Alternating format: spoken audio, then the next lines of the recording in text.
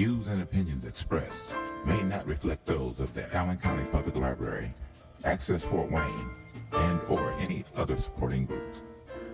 If you are interested in producing your own programs for Access Fort Wayne, you can contact us at 260-421-1250.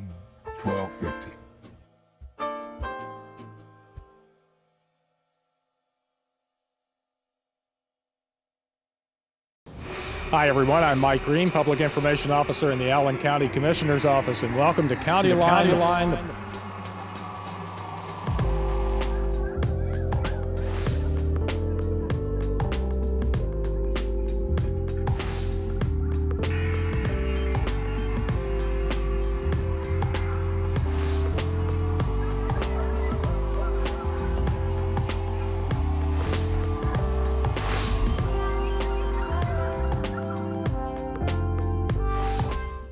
Hi everyone, I'm Mike Green, Public Information Officer in the Allen County Commissioner's Office, and welcome to Countyline, the program featuring news and information involving county government.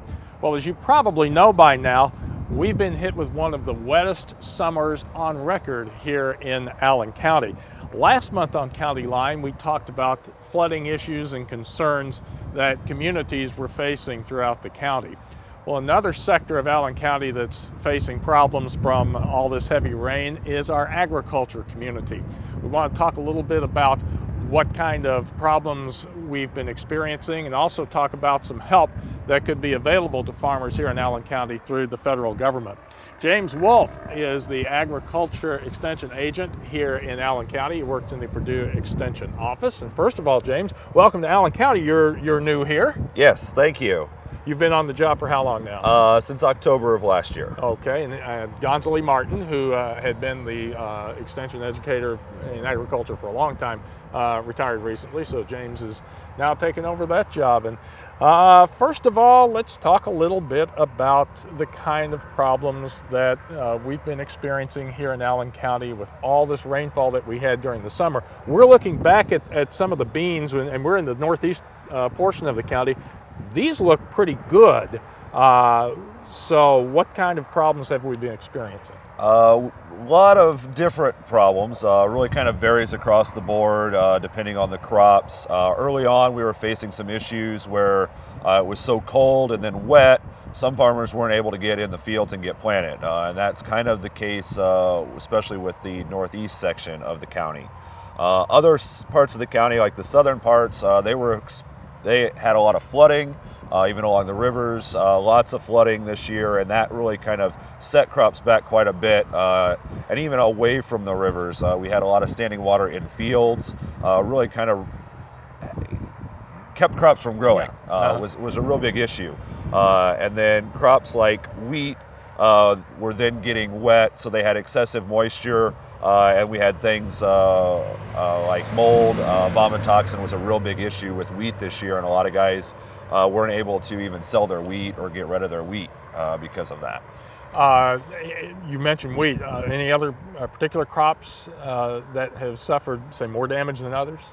I would say corn was probably set back the worst because soybeans are fairly tolerant of excessive moisture. They'll kind of get through it a little bit better. But the corn early on, between the cold and then the wet conditions, just standing in that water, really set it back. And it's been very uneven growth-wise in the fields.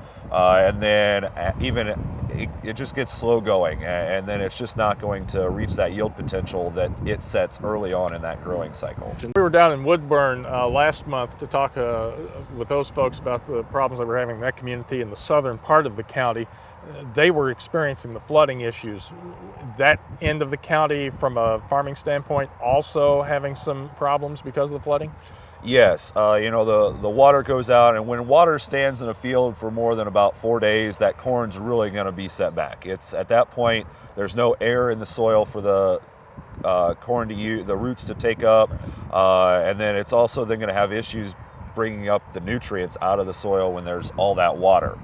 So again, that's the biggest thing. And then once it dies, well, then you've got to get back out and plant. Well, there's we really didn't have dry conditions to get back out and replant in a timely manner to really get crops back in once they were flooded out. That's still kind of early in the process, you were telling me, but they are starting to kind of put together some projections of what kind of yields we're going to be looking at. What are you hearing so far? So far, I've heard ranges from the 70s up to the 150 bushels per acre. As far as that's a state average, they really haven't broken anything down at county level. They usually don't do that until the actual data comes in after harvest. But we're not going to see the record yields that we had last year for sure. Probably off, are they saying something like 30% of thereabouts? Yeah, in fact, in Allen County, they're estimating that loss is going to be at least 30%, which is why we've been put in that disaster relief category, along with about 50 other counties in the state. Well, we'll talk a little bit about that. This is through which agency is handling this? The relief goes through the Farm Service Agency, the FSA, which is in the counties in the state. And how they come up with that and decide which counties we're going to get it was based off of the statistics from the National Ag Statistics Service and the extension educators and FSA agents and some other groups work to basically evaluate the crops within their county or their area and report that data every week, and then those numbers give them a kind of projection of what's really going on and what the damage is out there on crops. And the state turns this information in to the the federal government? Yeah, well, we enter it to then, the reporting service, and they put that figures together, and then they give it to the government, and they kind of see where we're at with that. What kind of help are we talking about?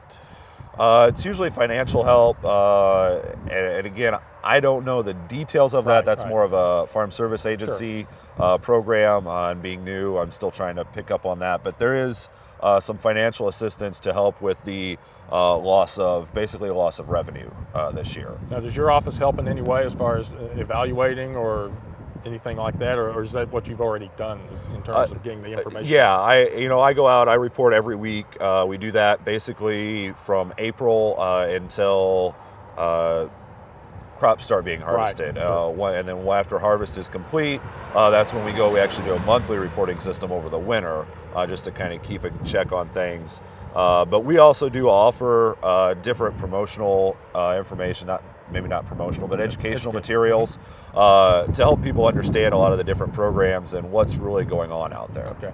And we've talked about this in the past with others, but for folks who live in the city and they don't raise crops, they don't have a farm, this doesn't seem to be a big deal to them, or it really doesn't affect them. Actually, it does. It's going to impact everyone in some form or fashion. Right.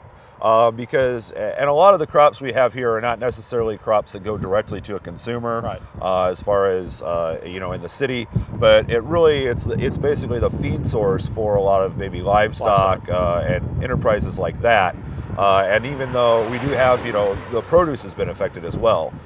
So we're talking about crops, but I've also dealt with a lot of produce. Farmers markets have been impacted, where certain crops just haven't made it this year. Gardens as well as big farms. Yeah, some crops, some produce has been really good, and I've talked to some farmers at farmers markets that have had great produce, but then they've had one or two items that just haven't produced, or they just had to get rid of entirely. And that will come back in some form or fashion when you go to buy produce or anything else like that.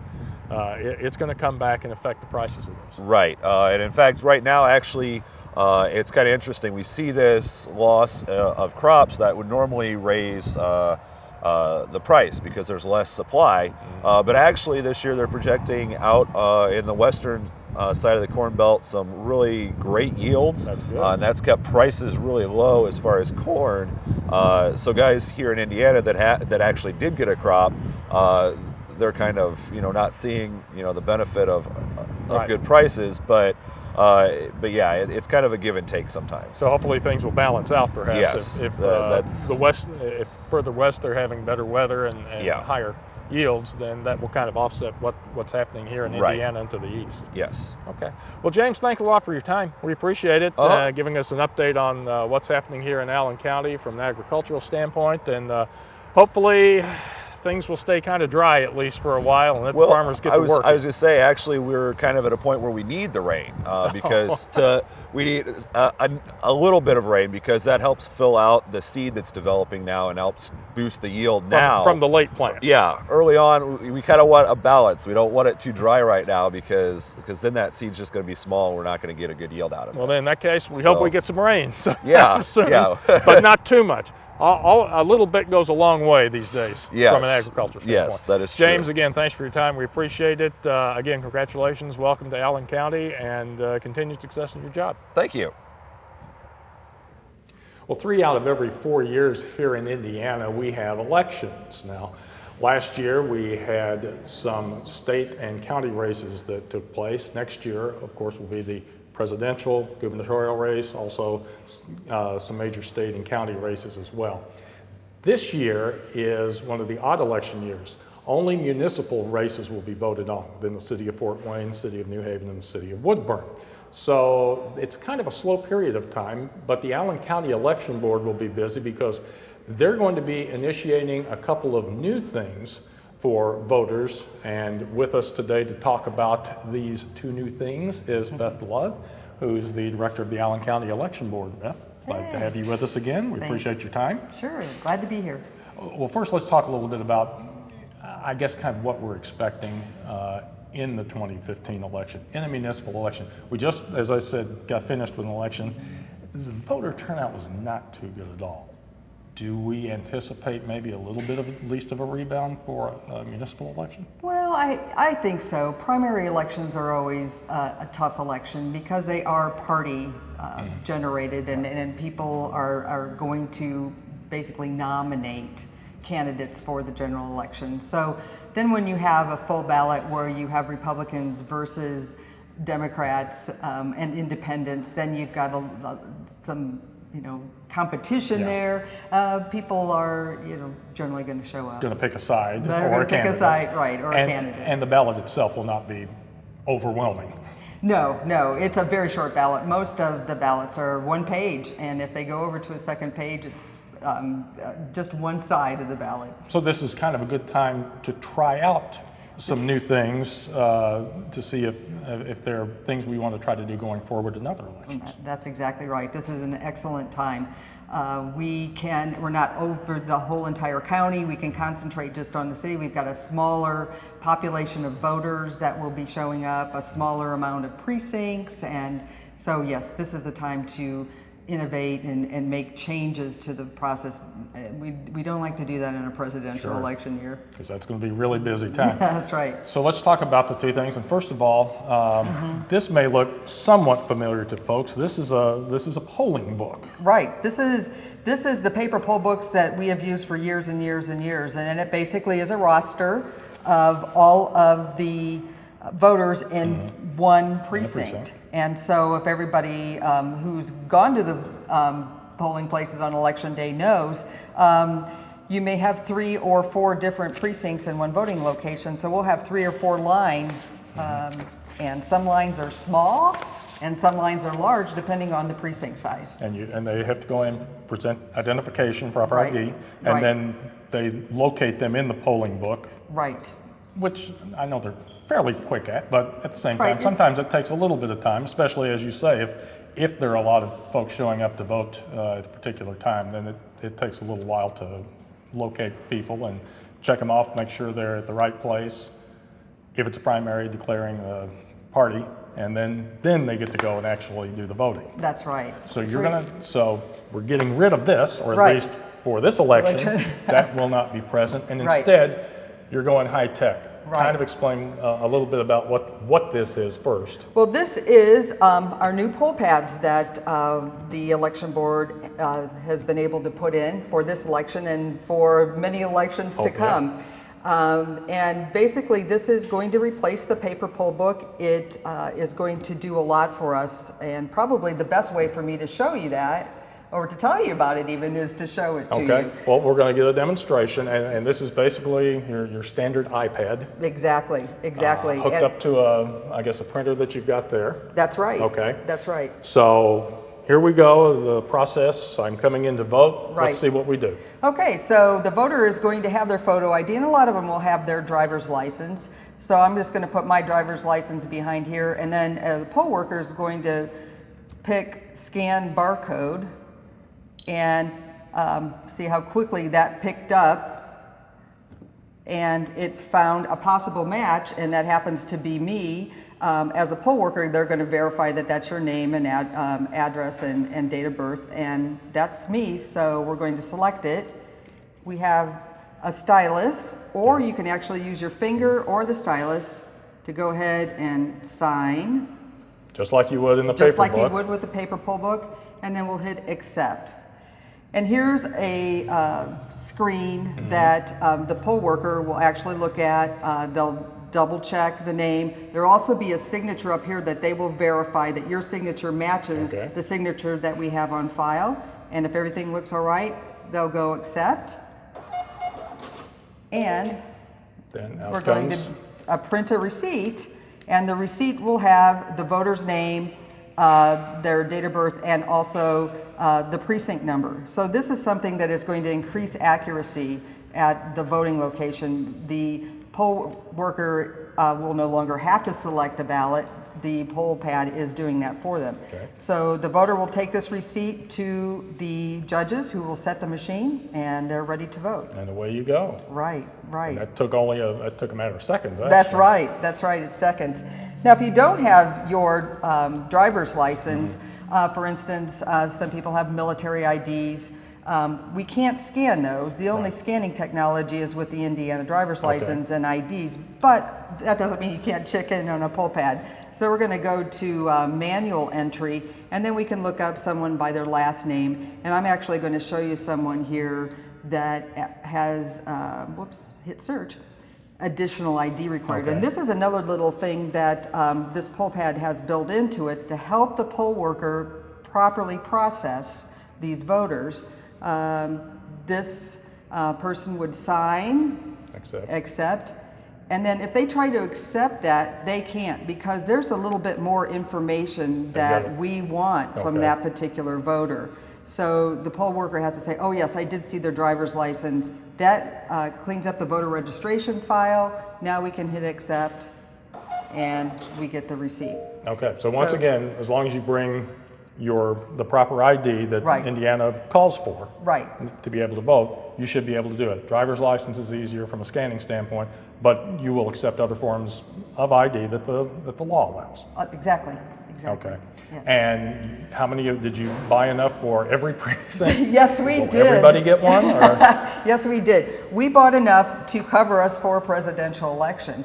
So we will have 2 of these at every location for this election and for the presidential election.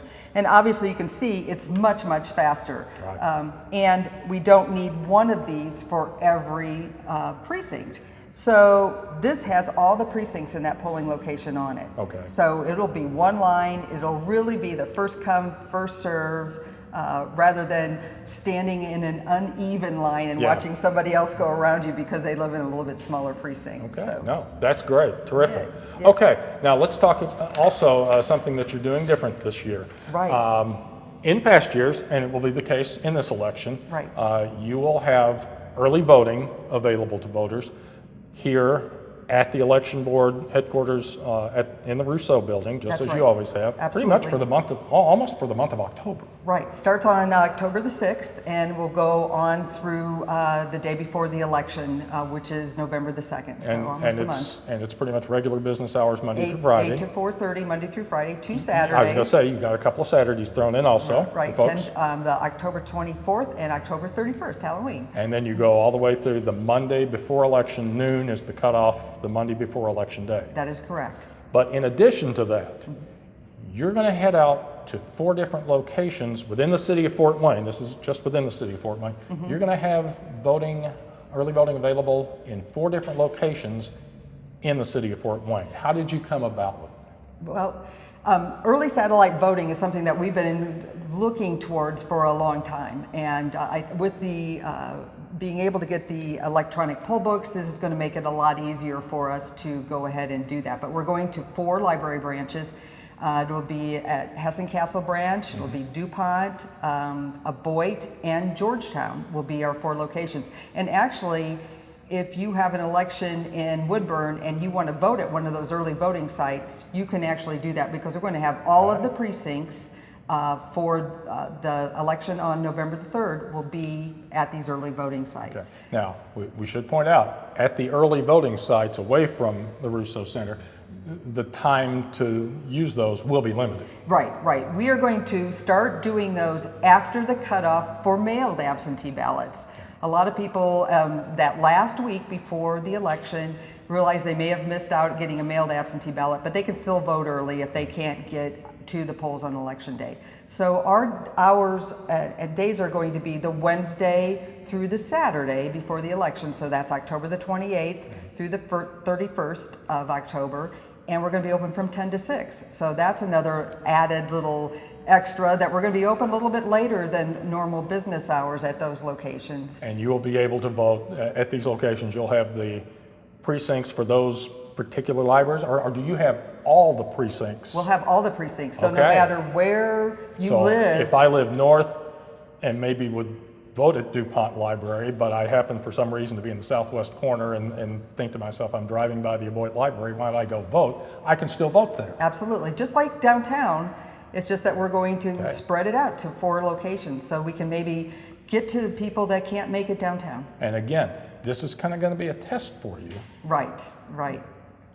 If this goes well, is this something theoretically you could put into play in 2016, or are there still some other things that would have to be worked out before that happens? Well, every year our election board has to agree on locations, times, and so that is something that we have to do every year. Right. So I can't promise that, because things Sure. could happen, but I believe that our board is very, really wants to keep doing this early voting. Push it out there and Right. and keep trying to do it. Right. But again, I guess I'm thinking in terms of, if you were looking and say 2015 went really well, we'd like to do it.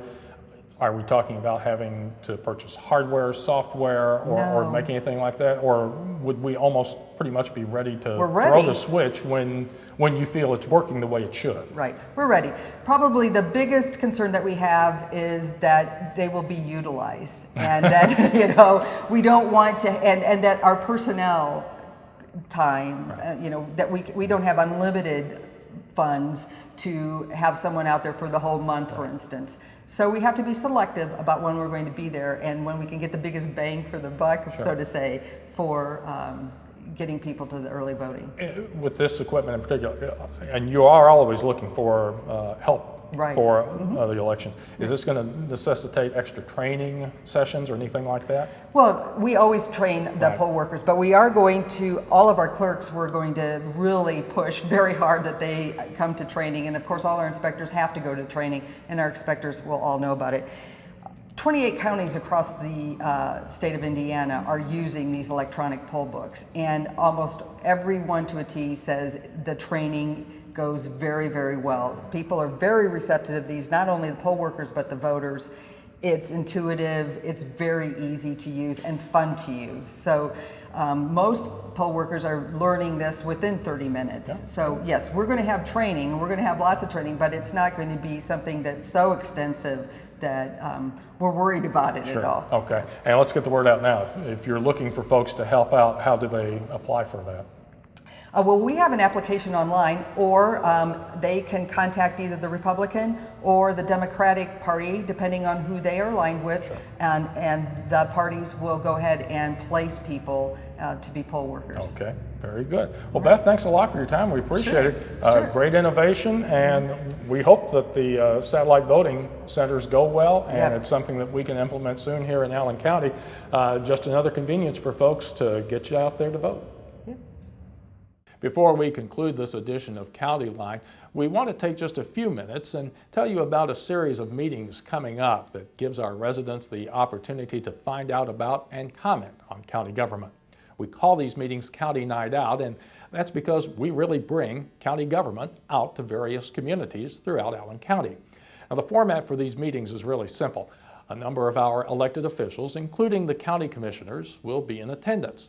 And because we use an open house style format, you'll have the chance to mingle about and speak face to face with any of those officials to let them know what you think the county can be doing to improve the livelihoods of our residents, as well as the operation of local businesses. In addition, representatives from various county government departments will be on hand to answer your questions and explain the many services that they provide. Now, we'll be at each of the 3 sites from 6:30 until 8 each evening, and that way you can come at any time during that period and stay for as long as you'd like, the entire hour and a half or just a little while if that's all the time you can spare. Now, our first county night out will be in the Arcola Lake Township community on Thursday evening, September 17th at the Arcola Fire Station. Then on Tuesday evening, September 29th, we will head to the St. Joseph Township Community Hall to meet with the residents there. And our final county night out for 2015 will be in Hoagland on Thursday evening, October 15th at the Hoagland Community Center. Again, the time for each of those meetings will be from 6:30 until 8 p.m. And we sincerely hope residents in those communities will take some time to join us on those evenings. We really hope that you'll take the opportunity to come out and meet with us and let us know about the issues of concern to you. And that's going to do it for this edition of County Line. Remember, you can watch any of the segments from this program or from previous County Line programs online at your convenience. You can go to our video on demand site that we share with the City of Fort Wayne and the Allen County Public Library or the Allen County YouTube channel. Go to our website, www.allencounty.us, to find out more information. I'm Mike Green, the Public Information Officer in the Allen County Commissioner's Office. Thank you for joining us, and we hope to see you again next time on County Line.